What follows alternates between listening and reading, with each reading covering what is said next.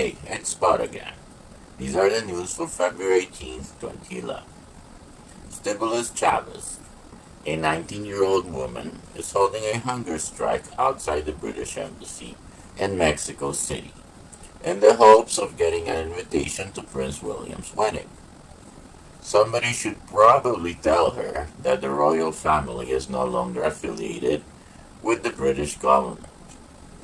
On second thought, let her starve to death. Elton John isn't even invited, and he's famous, British, and a knight. You don't see him throwing a hissy fit. Facebook has added civil unions and domestic partnerships to its list of possible relationship statuses. This feature is not yet available everywhere in the world, however.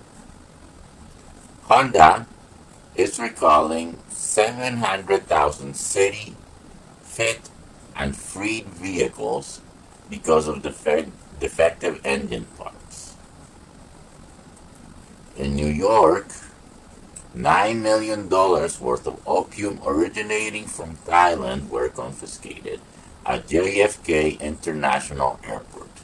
They were concealed within porcelain figurines. No arrests have yet been made, and the investigation continues.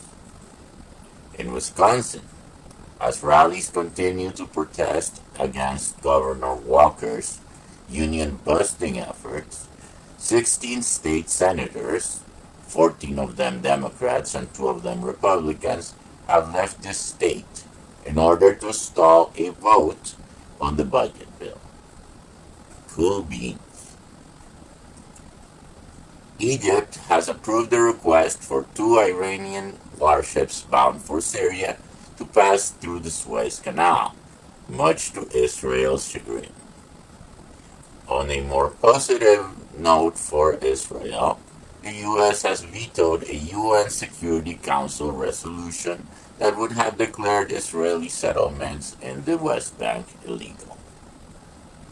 In Libya, 20 people are reported dead and over 200 wounded in Benghazi, Libya's second largest city.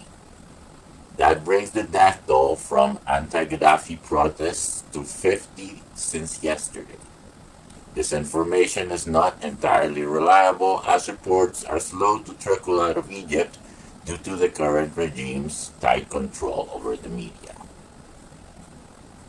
Another regime suppressing dissent is the Turkish government, which is arresting journalists critical of them.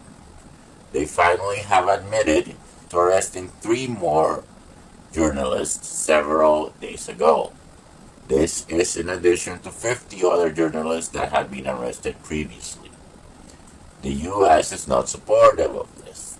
In response, the Turkish Interior Minister responded, "With regard to press freedom, it's much better in Turkey than in the United States." Somehow, I am not convinced.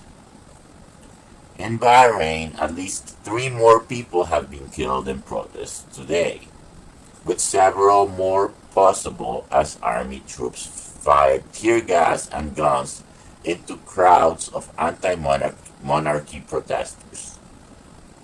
This is in addition to 6 other people that had been reported dead previously. The British government is considering suspending military aid to the country. A Human Rights Watch has urged the United States to do the same. I do not think our strategic interests in the area warrant continuing support of an oppressive government. Every time we have done one of these deals with the devil, it has backfired. Another monarchy that is dealing with protests is Jordan, although these protests appear to be much smaller and tamer in terms of violence.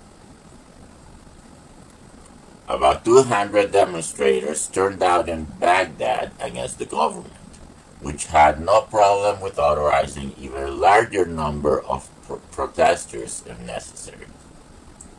In Yemen, there have also been demonstrations. However, there are 2 groups of protesters. some pro and some anti-government, and riot police are struggling to keep them from clashing with each other. And in Iran, pro-government protesters came out to call for the execution of opposition leaders responsible for the massive demonstrations earlier this week. Finally, in China, 3 Filipino nationals arrested for drug trafficking and sentenced to death have had their executions postponed after a visit from their country's vice president.